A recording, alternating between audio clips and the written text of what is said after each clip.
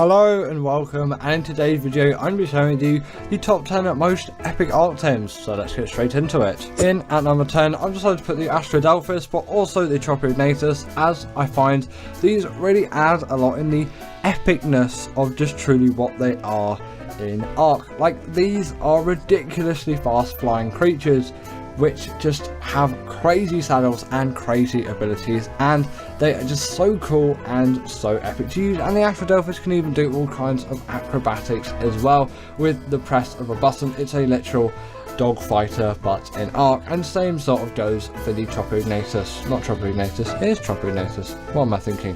For the Velonasaur as well. But I'm putting the Astrocetus here as I do think it is the cooler or the most epic of the two, because obviously that saddle just looks so gorgeous, and on top of that it just has all those acrobatic moves and sort of looks a little bit cooler as a creature as well. Not quite as primitive and maybe a little bit more futuristic, but yeah, it's a really epic Ark tame in my opinion. Now, I really love the ability that the Velo has.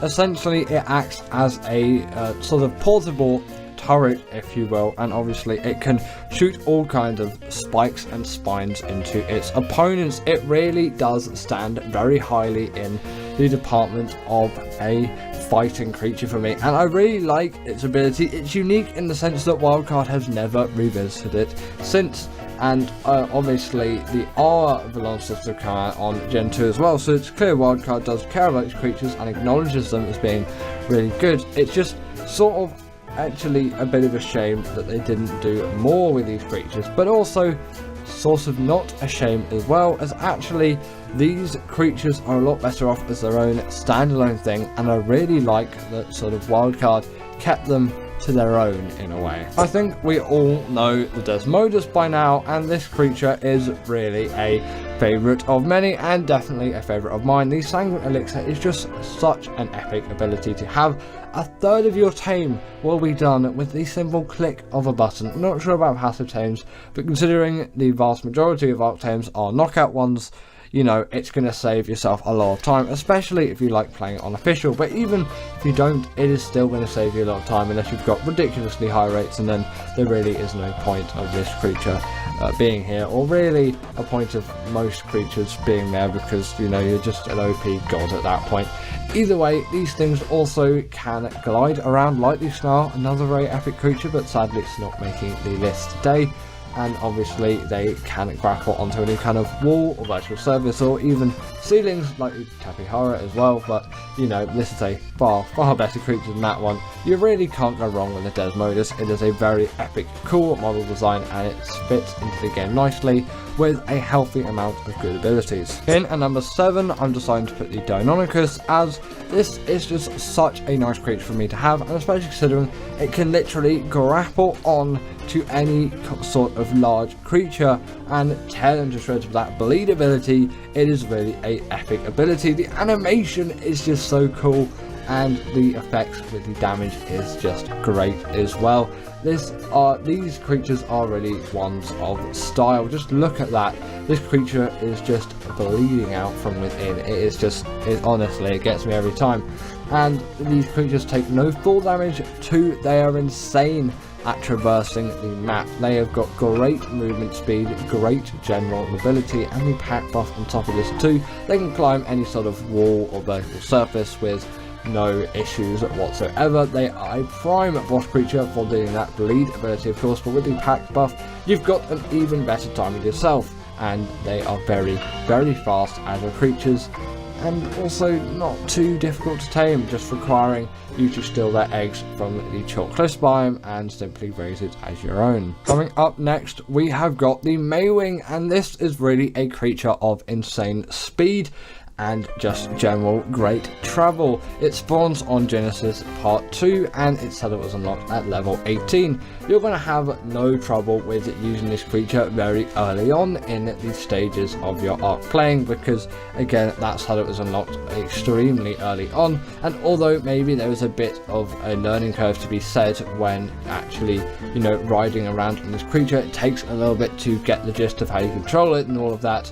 You aren't going to struggle too much, and at least I haven't in my playing. The learning curve isn't the steepest thing in the world compared to some other creatures. They're essentially just a big flying platypus. They really do have a lot going for them in terms of looks. Actually, people don't give them enough credit for it, but in my opinion they are very good lookers. They also are very great for underwater travel. They're decent swimmers. Again, people under-respect them for that in a way. Obviously they are portable feeding troughs too, hence this animation that's playing still disturbs me slightly, and they gather berries too. In at number 5 we've got the rock drake, and come on, this creature is just so absurdly great. I simply have to put it on the list. From its release in 2017 on the map of Aberration, this really is a staple, and we all know and love it today.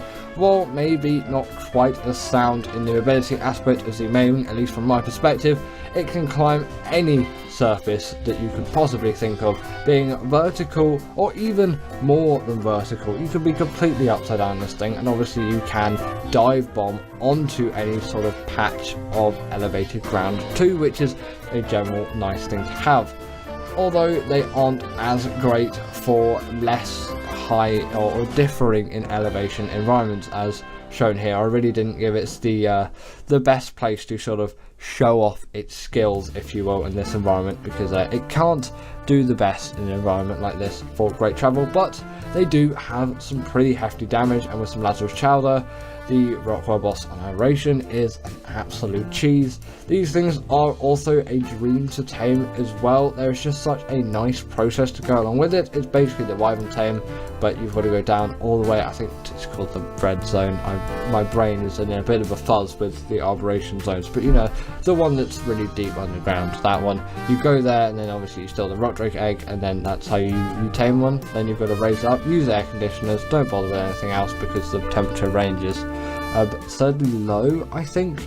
Either way, yeah, let's continue. Next up, I'm putting the Bloodstalker, and I love the general concept of this creature. It really does excite me as a general tame. Like, come on, this really does have a lot going for it, and especially considering it is my favourite underwater mount of all time, I really did need to put it on the epic creatures list. If you don't like spiders, or you just generally have arachnophobia, then you're not really going to agree with this creature being here. But for me, it is just so cool. I love its design, I love its animations, I love its abilities. You're essentially Spider-Man in an Ark. But the reason why they're so good underwater is they're quick, they can also skate along the top of the water too, and you can see all the angles of the creatures. In a very low visibility environment such as the ocean, it is very useful, in my case at least, to have the ability to see what enemies and creatures are aggroed onto you ahead or behind. And still, once you're out of the water, which most creatures that reside in the ocean can't do, you've still got a great travelling mount that simply isn't just going to die, or at this point not even let you out of the water in any sense. These really are just great for general versatility of travel, but I love their model design and I love all of their in-game uses. Then at number 3 we've got the Shadowmane, and really a lion, fist lion, what can be much better than a creature like this? It just has a heck of a lot going for it, doesn't it? This is a hunking beast of a creature when it comes to how packed it is full of abilities. It's relatively small, there's not really any issues size-wise, and that makes it quite a useful caving creature. Also, the only real difficulty with this creature is its taming method, which is laborious at the best of times. But once you've got around that, you've got yourself a gold star of a creature. It can jump to incredible heights, like you can see here, but also it has the pack buff, it can go invisible, it has the hydration buff, and it is a great swimmer, like you'll see in just a second when I show it off. And it is sort of such a shame that the tame method is so difficult, and also they have been nerfed since release, but they still are gold star creatures in my eye. They have natural armor too, which the wyverns don't have, and considering they don't have a saddle, that is a very nice thing for these creatures to hold to them. Very, very epic tames. In at number 2, I've decided to put the Rhino, and I don't really include this thing on my list nowadays, but when it comes to epic Ark creatures, this really is one of the all-time greats. It spawns on the island and the Lost Island in any given swamp biome. Not sure about ASO though, because the spawns tend to be a little bit wacky with creatures that are in said swamp biomes, and they might just spawn around the rivers, but I don't think that's quite the case for the Velonasaur. You might also find them in some redwood regions too. Either way, besides the spawn points, they're relatively rare, at least I would say on ASE. In ASA, they do spawn more constantly, but that is besides the point why they're epic. I should really get onto it. Their model design is just so cool, and their abilities make them very avid and effective raiders. They are just so good at their job for that. They're also great at carrying all kinds of creatures. They are amazing at carrying large creatures. They can carry Rexes and Parasaurus, which, considering how long I've been playing Ark for, it's an insane thing to think about, that a creature can actually pick up those tames. The tame method is pretty much a rip-off of the creature, which is in the #1 spot, so I'll save the explanation for that creature. And actually, speaking of it, we might as well get onto it right now. And in number 1, we have got the Reaper. Come on, this creature, in my opinion, is just the most epic. It fits into the map of Aberration so well, and its tame method was so revolutionary for the time, and still is very revolutionary to this day. I still love this tame to bits. Maybe not quite as much as the first time, but the first time is always the best, as they say, isn't it? That's what she said. Either way, continuing on, this is one of those tames where it really is a must-have in any Ark player's library. If you have never tamed one before and you have access to Aberration, I would strongly recommend you start playing the map and you get one of these things. It is going to be an experience which you never forget.